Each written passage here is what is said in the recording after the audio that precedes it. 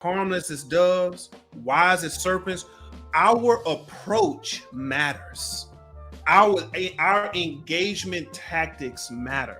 So if we're coming in a spirit, or if we're coming in a tone that is maybe perceived to someone who's not familiar with any sort of truth, if it's considered brash, or if it's considered difficult to hear, or if it comes with a sense of anger and frustration, some people are going to shut that off, like, period. So to be honest, with that type of image, it doesn't portray well, because we want to make sure that the truth is getting out. We're called to be witnesses.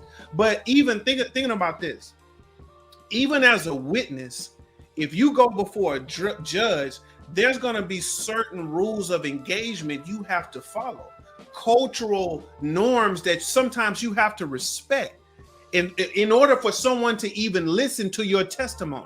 In order for someone to even see you as a credible witness, you have to be one that approaches very tactfully.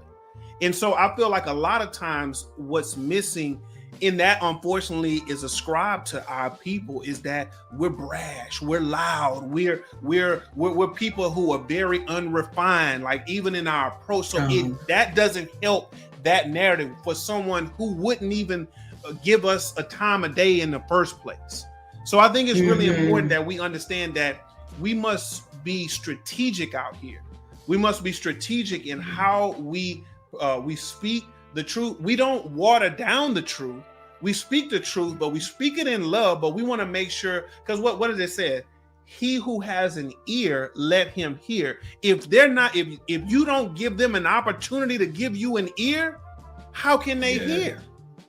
So that's what I would say. I don't think for many in the time, at least in my engagements, people who I come in contact with and I have an opportunity to share truth or even drop seeds to, people are much more willing to hear you when your approach is one that's palatable.